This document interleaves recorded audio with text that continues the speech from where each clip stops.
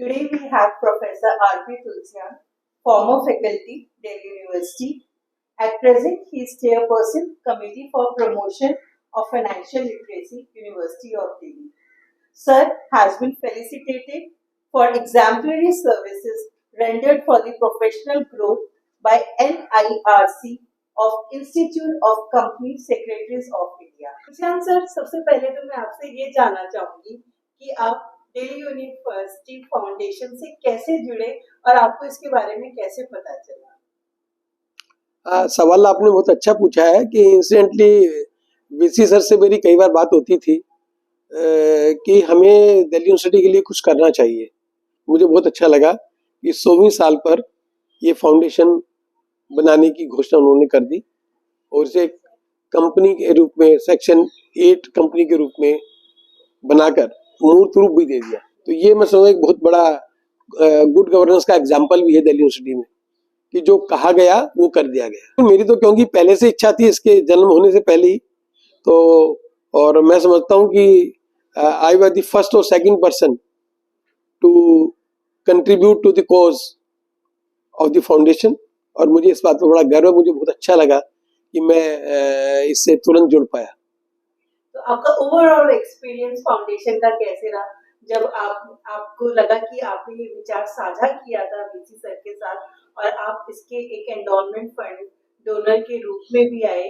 मैं आपको बता नहीं सकता कि मैं जब वाइस रीगल हॉल में बैठा था और instant it came to my mind कि ये मैं सुन रहा हूँ जो जब इसका लोगो वहाँ डिजाइन होके उसका अनावरण हो रहा था मिनिस्टर साहब कर रहे थे, तो मैं इंस्टेंटली मुझे लगा कि यार खाली मैं सलाह देता हूँ उससे क्या फायदा है।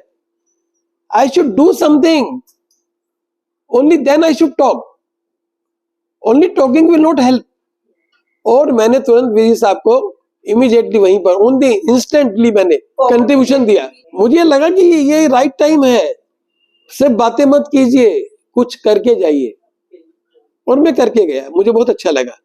तो क्या आप और कॉजेस को भी सपोर्ट करते हैं? मुझे समाज में काम करने का शौक हमेशा से रहा है। मैं मानता हूँ ईश्वर ने आई एम लकी कि हमें हिंदुस्तान में पैदा किया है। बहुत अच्छी, मैं आपको बताऊँ, मुझे एजुकेशन भी बहुत अच्छी मिली है।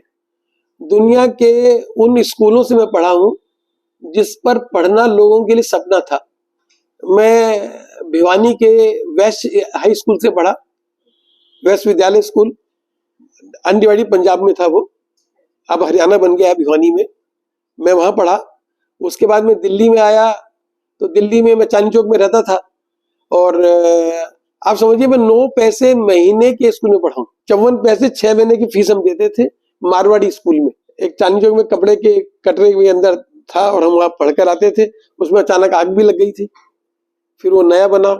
और जब मैंने 5वीं पास कर ली तो हम मतलब मेरी इच्छा ये थी कि मैं दिल्ली के बेस्ट स्कूल में जाऊं, जो दरियागंज में स्कूल था ASVJ हायर सेकेंडरी स्कूल, जिसको अंग्रेज 100 साल उसको होने वाले थे। तो मेरी इच्छा थी कि मैं वहां जाऊं और भगवान ने, मैं समझता हूँ जो मैं सोचता हूँ कभी कभी पूरी हो जाती है और आई वॉज गॉट एडमिटेड।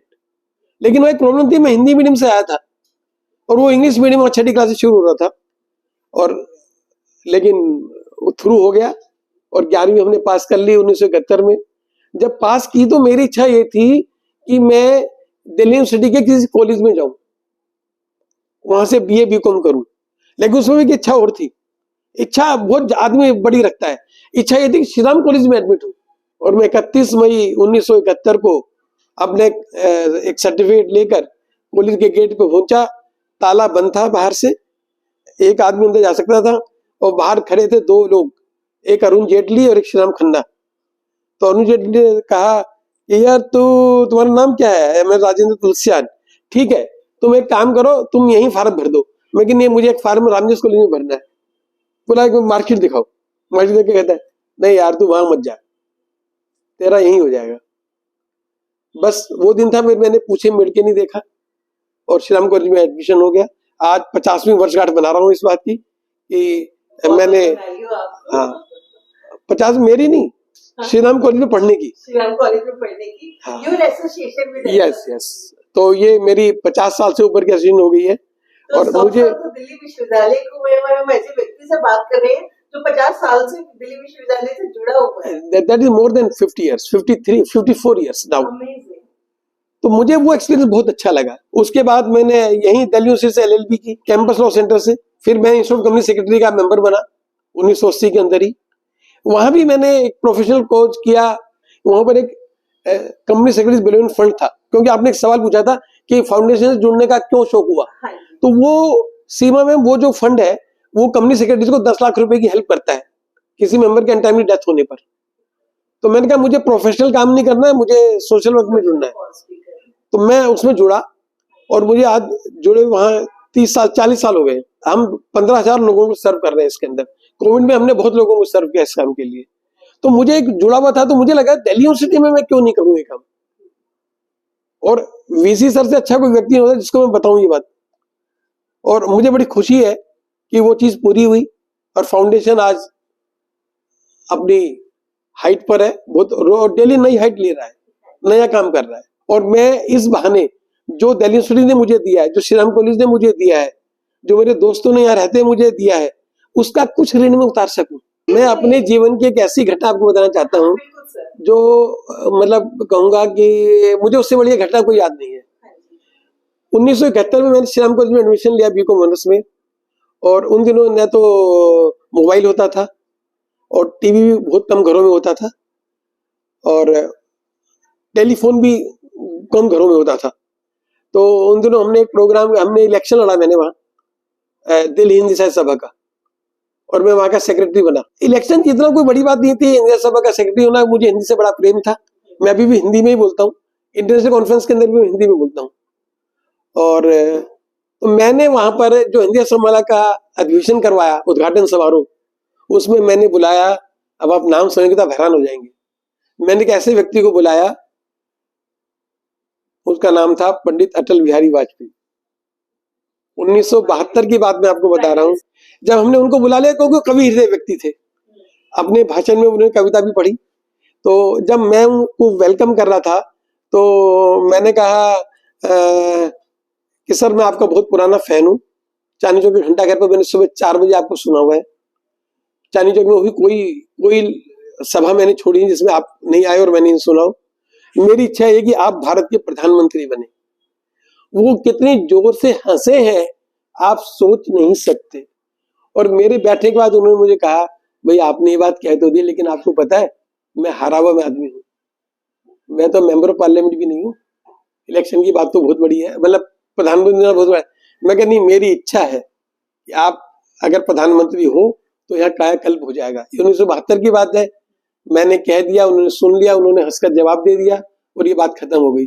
जब वो बने 90s के अंदर तो मुझे लगा कि कभी कभी भगवान मुझ से बहुत अच्छी बात बुलाता है। तो ये मेरी जिंदगी का मुझे बहुत अच्छा यादगार रहेगी हमेशा कि मैंने कैसे व्यक्ति को अपने कार्यक्रम में बुलाया, श्री राम कॉलेज में बुलाया कि वो आगे चल के भारत के प्रधानमंत्री बने। और हमने ये शुभकामनाएं उनको 30 साल पहले दी थी। मुझे तो लग रहा है कि जो हम सोचते हैं और वो हो जाए, तो इससे ज्यादा तो एक व्यक्ति के जीवन में खुशी का एहसास हो ही नहीं सकता। नहीं, ऐसा मेरे साथ एक बार और हुआ। मैं security exchange board of India की एक कमेटी में गया as a representative of social activist, consumer investor protection के हिसाब से। तो वहां के जो चेयरमैन थे वो थे CB भावे, सेबी चेयरमैन थे वो। और क्योंकि उस समय मैं काफी यंग था और बोलने के अंदर खुर्राट खड़तल बोलने में, तो हमारी ये बातें उस समय आपको याद होगा हर्षद मेहता कांड होके चुका था। और एक कंपनी बनी थी, उसका नाम था NSDL, national securities depository limited. तो उसमें क्या था, डीमेट अकाउंट खुलते थे और लोग डीमेट अकाउंट नहीं खुलवाते थे क्योंकि कंपल्सरी नहीं था। और मेरी मीटिंग के अंदर NSC के MD रामाकृष्णन मैडम और BSC के चेयरपर्सन वगैरह सब लोग बैठे थे और सेबी चेयरमैन भी बैठे थे। तो मैंने कहा भाई आप इस डीमेट अकाउंट को नहीं चलेगा, ये 20 लाख से अगर आप खोल के चलते हैं ये काम नहीं चलने वाला है हिंदुस्तान में, इसको फ्री करो। जब तक लोग फ्री में नहीं लोग खुलवाएंगे तब तक लोग नहीं आएंगे। तो मेरा विरोध हुआ 2 जगह से। ये नहीं सर अगर फ्री करेंगे तो हमारा खर्चा कैसे निकलेगा। मैंने कहा अगर लोग मेंबर नहीं बनेंगे तो खर्चा कैसे निकलेगा, आएंगे ही नहीं लोग। पहले लोगों को बुलाओ। और हमारी ये बहस हुई और लंच में गर्मा गर्मी होकर लंच तक ये पोस्टपोन कर दी। लंच के बाद भावी साहब ने मुझे बुलाया, तो चांद सर इतना गुस्सा नहीं करते हैं, इनको मैं समझाऊं। मैंने कहा सर ये समझते नहीं है, ग्राहक कैसे आएगा, फ्री में आप लोग कराएंगे नहीं आपकी, आप इन्हें बोलो 2 लाख रुपए तक फ्री करें। लेकिन बाद में फैसला ये हुआ 50,000 रुपए तक कोई भी अकाउंट खोलेगा उसका कोई खर्चा नहीं लगेगा, उसका नाम रखना नो फ्रिल डीमेट अकाउंट। तो आज आप वो अकाउंट, और आपको मैं बताऊं खुशखबरी, इस समय 14 करोड़ मेंबर है। तो इच्छा मेरी हमेशा से ये रही थी कि भाई लास्ट माइल कनेक्टिविटी हो, जो लाइन में लास्ट व्यक्ति खड़ा है उसकी हेल्प आप कैसे कर सकते हैं, क्योंकि बड़े आदमी की हेल्प करने वाले तो बहुत लोग हैं दुनिया के अंदर, उसकी आपको जरूरत नहीं है, उसके लिए आपको सपोर्ट करने की जरूरत नहीं है। तो दिल्ली यूनिवर्सिटी फाउंडेशन का भी यही पर्पज है कि जिस हर व्यक्ति को विदाउट फियर एजुकेशन मिल सके। वो तभी मिल सकती है जब जो लोग यहाँ से पढ़कर गए हैं, जिन्होंने कुछ कमाया है, कुछ वेल्थ क्रिएट की है, वो आज ये पैसा यहाँ दें। छोटी सी बात मैं बताना चाहूंगा कि दान देना क्यों जरूरी है। वो इसलिए जरूरी है कि हर आदमी कहता है मैं रुपया रख लूं, धन रख लूं, बैंक में रख दूं, सेफ रहेगा, काम आए। ये काम नहीं आएगा। ये काम कब आएगा, जब इसको आप किसी दान में लगाएंगे तो आपके खाते में जमा हो जाएगा। अब देख लो आपने कहाँ रखना है, क्योंकि साथ तो कोई लेके नहीं जा सकता। तो आप रिच जिए, न कि रिच मरे। और जरूरी है अगर आप रिच जीना चाहते हैं तो आप दान दीजिए, और विद्या के लिए दान देना, इससे बड़ा कोई दान नहीं हो सकता।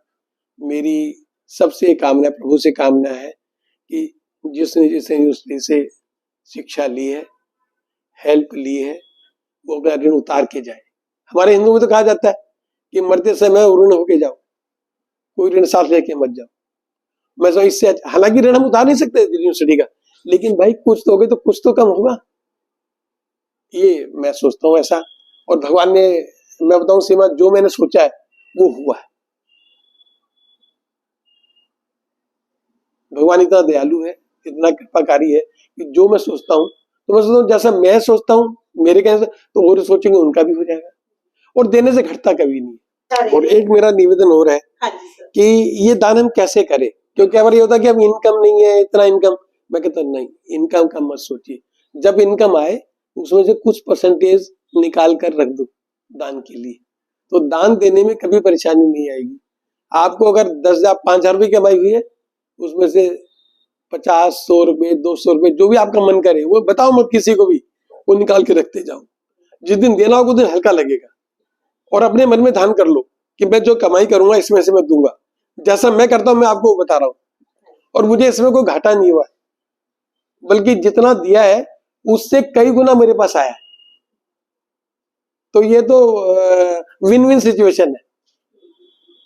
तो बूंद बूंद से दान का घड़ा बढ़ता रहे, और ईश्वर आपका वो घड़ा और भरने में आपकी कमाई बढ़ाता रहे। ये बहुत अच्छा भाव आपने हमें सबको दिया है, और इसी से मैं आपका तहे दिल से धन्यवाद करती हूँ।